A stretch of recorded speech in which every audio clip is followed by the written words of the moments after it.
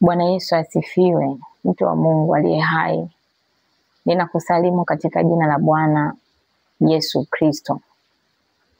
Nipende kumshukuru Mungu kwa kupata kibali siku nyingine kuwepo mahali hapa kuzungumza mapenzi ya Mungu na Watanzania wote. Sijaja kuzungumza na Wakristo peke yake. Mungu ametupatia kibali siku ya leo kuweza kuzungumza machache aliyonituma ili kwamba kila Mtanzania aweze kuyasikiliza, aweze kusikiliza ujumbe huu. Neno Mungu amesema niambie Tanzania, kwa maana ya Watanzania wote, Tanzania itubu na kuiamini Injili ya Yesu Kristo, maana iko ghadhabu ya Mungu inayokuja. Mungu amesema Tanzania itubu na kuiamini Injili ya Yesu Kristo, kwa sababu iko ghadhabu ya Mungu inayokuja. Mungu ameelekeza Tanzania itubu. Na taifa hili kila mtu ni shahidi ya kwamba ni taifa ambalo limekuwa linategemea sana maombi ya watumishi wa Mungu, kuliombea ili liweze kusimama, ili liweze kukaa vizuri, ili hali iweze kuwa stable. Na ukiangalia historia ya taifa hili, ni taifa ambalo limekuwa likimtegemea Mungu tangu. Ni taifa ambalo limekuwa likiwa katika mikono ya Mungu, tofauti na mataifa mengine ambayo yamekuwa na mambo mengi sana, machafuko, vita na kadhalika. Sasa ujumbe huu namna Mungu alivyouzungumza, alisema niambie Tanzania itubu, pasipo kuangalia tofauti zetu, pasipo kuangalia huyu ni nani na mimi ni nani. Amesema taifa litubu, lakini pia taifa litubu kwa sababu limeasi. Taifa la Tanzania litubu kwa sababu limemwasi Mungu na limemwacha Mungu. Taifa limeingia kutafuta kujipigania lenyewe. Limemweka Mungu aliyelihuruku miaka yote, limemfanya Mungu akae pembeni, kwamba Mungu hatukuhitaji sasa, basi tunahitaji kujipigania sisi wenyewe. Sasa jambo hilo limemghadhabisha Mungu, limemkasirisha Mungu. Ndio maana Mungu akasema niliambie taifa litubu. Inawezekana wako viongozi wengi sana ambao wamekuwa wakipiga kelele juu ya jambo hili, lakini mara hii Mungu alivyolileta, amesema tena tuseme, kwa sababu anaipatia Tanzania nafasi nyingine ya kutengeneza. Mungu ameamua kuipatia Tanzania nafasi nyingine ya kutengeneza, kutubu, kustabilize mambo kabla ghadhabu ya Mungu haijawaka. Sasa basi, kwenye nchi yetu sasa pamekuwa na uasi. Pamefanyika uasi mkubwa wa kuiasi sheria ya Mungu. Uovu umekuwa ni mkubwa, umefika mbele za Mungu. Kilio cha uasi na uovu vimefika mbele za Mungu, na hivyo vimemfanya Mungu akasirike. Mungu akasema endapo kama taifa halitatubu,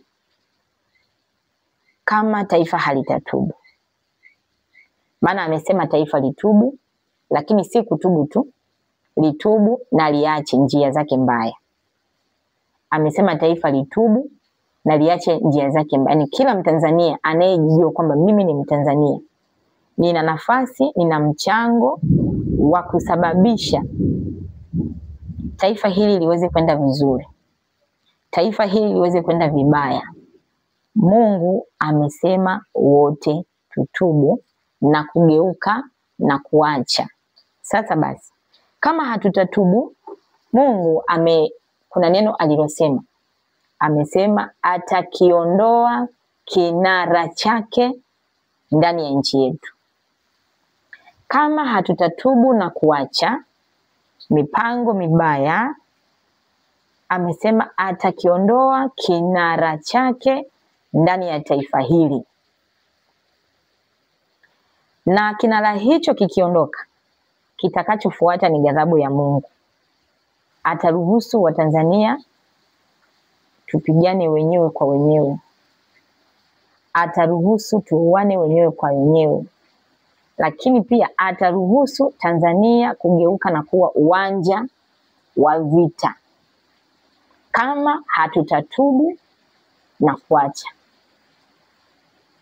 Amesema ataruhusu tupigane wenyewe kwa wenyewe, lakini atafanya Tanzania kuwa uwanja wa vita. Patakuwa na mifereji ya vita kutoka pande mbalimbali kama hatutatubu na kuacha. Sasa basi, kinara hicho Mungu anazungumza na kutahadharisha ya kwamba tutubu ili asiweze kukiondoa. Mungu anachokizungumza ni juu ya amani, ni baraka za amani ndani ya taifa letu. Maana hizo ndio baraka nchi yetu ambazo Mungu aliziachilia ndani ya taifa hili kabla hata kwa kuwapo kwa misingi ya ulimwengu. Alilitambua hili taifa. Kwa hiyo Mungu amesema kinara cha kwanza atakachoondoa ni amani. Ataondoa upendo na mshikamano ndani ya taifa. Kujaliana sisi kwa sisi tuliko kuzoea ndani ya taifa letu Mungu ataondoa. Maisha yasiyo na machafuko pamoja na vita. Yaani maisha mazuri ya amani, yasiyo na vita, yasiyo kuwa na machafuko. Hayo maisha Mungu atatunyang'anya, tutarudi kwenye vita. Nchi yetu imekuwa ikifanyika kuwa kimbilio na maficho na kivuli kwa mataifa mengine. Yanakimbilia ndani ya nchi yetu kwa maana ni nchi ambayo ina sifa ya kutunza amani na ina sifa pekee ya watu kuwa wakarimu na upendo na kushikamana pia. Tunajitahidi kuitunza amani kwa kadri tuwezavyo. Tumejaliwa hofu ya Mungu wa Tanzania, ndivyo Mungu alivyotuumba. Mtanzania ameumbwa kuwa na hofu ya Mungu. Lakini pia Mtanzania tuna uhuru wa kuishi tutakavyo bila kuvunja sheria za nchi. Nataka nikwambie, hizi ni baraka ambazo Mungu alizisimamisha na kuziweka ndani ya taifa letu. Sasa basi, endapo tutashindwa kutii sauti ya Mungu, ninajua ya kwamba watumishi wengi mbalimbali wamekuwa wakiliombea hili taifa. Na wengi wamekuwa na siri nyingi ambazo Mungu amewafunulia kuhusu taifa hili na hali ilivyo na kitakachokwenda kutokea. Mungu amefunua kwa sababu Biblia inasema siri za Bwana ziko kwao wamchao. Mungu hawezi kuruhusu jambo lolote litokee ndani ya taifa bila kuwaibia siri watu wake. Sasa basi, kuna sababu ambazo zimefanya Mungu aseme na taifa kwamba litubu na liache njia zake mbaya. Sababu ya kwanza, Mungu amesema kwamba analipenda taifa hili. Mungu amesema analipenda taifa la Tanzania. Lakini sababu ya pili, amesema anataka kufanya restoration ndani ya nchi yetu. Anataka kufanya urejesho. Kuna mambo yaliliwa na tunutu na nzige na parare. Mungu anataka kuyarejesha. Sasa Mungu hawezi kurejesha hayo mambo ikiwa taifa bado linaendelea kujichafua. Kama hatutatubu na kuacha, maana yake tumemnyima Mungu kufanya restoration. Na huo urejesho Mungu hawezi kufanya. Badala yake tatizo litaendelea kuwa kubwa na litakuwa baya zaidi. Sababu nyingine ya tatu aliyosema, Tanzania tumemwasi Mungu. Kila Mtanzania amegeukia upande wake mwenyewe. Tumefanya machukizo ndani ya nchi, lakini tumelinajisi taifa letu, tumenajisi ardhi ya Tanzania. Sababu nyingine aliyosema, anasema kwamba muda wa kutengeneza na kurekebisha makosa yetu bado tunao. Ndio maana analionya taifa kwa habari ya kuacha uovu wake na kumgeukia yeye. Anasema bado tunao muda wa kutengeneza na kurekebisha makosa yetu kama nchi. Anasema hatujachelewa, tunaweza tukamfanya Mungu aweze kubadilisha hali na upepo wa nchi yetu ikarudi kama ilivyokuwa zamani. Lakini pia anasema kwamba anataka kujitambulisha ndani ya nchi hii. Mungu anataka kujitambulisha ndani ya nchi hii. Kila goti amesema litapigwa. Halafu kila ulimi amesema utakiri ya kwamba yuko Mungu aliyeitetea nchi hii ya Tanzania tangu enzi na enzi mpaka hapa ilipo. Amesema anataka kujitambulisha, anataka ajidhihirishe, kila Mtanzania ajue kwamba hili taifa mpaka hapa lilipo halikuwa lenyewe, ila ni Mungu alikuwa amelishikilia, ni Mungu amekuwa akilitetea, ni Mungu amekuwa akililinda. Kwa hiyo basi anataka kujitambulisha. Kwa wale wasiomtambua, anataka kujitambulisha.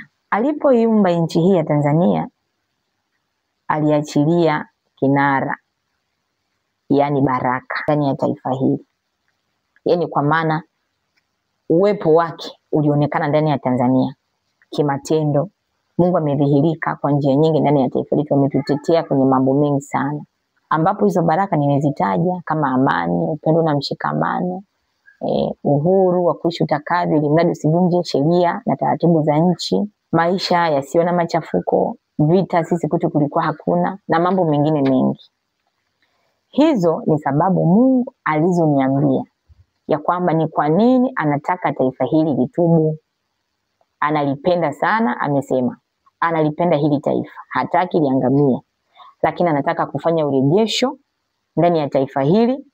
Lakini pia amesema muda bado tunao, hatujachelewa. Hata kama tungekuwa tunaona kwamba hali ni ngumu kiasi gani, Mungu yeye anaweza kubadilisha alama na nyakati, akabadilisha historia ya mtu. Mungu kusema taifa litubu, tunao viongozi wa dini ndani ya taifa letu walioitwa kwa jina la Yesu Kristo. Hao ndio ambao wanaweza wakasimama, wakalisimamisha hili taifa, wakasimama kama makuhani, wakasimama kama malaika, ili taifa hili liweze kurudi kwenye misingi ya Mungu kama ilivyokuwa awali, na pengine hata zaidi ya ilivyokuwa mwanzo. Nikamuuliza Mungu, kamwambia sasa Mungu, taifa hili natakiwa litubu. Umesema tutubu. Sawa. Lakini tunatubuji. Hili taifa tuna dini mbalimbali. Hili taifa tuna viongozi wa taifa letu. Tuna viongozi wa ngazi za juu na chini na mambo mengi. Watu wako wengi. Lakini tunaenda katika utaratibu gani? Mungu akaniambia niwaambie neno lililoko kwenye kitabu cha Ufunuo sura ya 2 kuanzia mstari wa 1 mpaka wa 5, ambapo amesema hivi: kwa malaika wa kanisa lililoko Efeso andika. Mungu hapa anasema na wachungaji pasipo kujali madhehebu yenu, mara huyu ni MTAG, huyu ni MWGT, huyu ni MFPC, huyu ni nani, huyu ni KKT. Amesema kwa malaika wa kanisa lililoko Tanzania andika.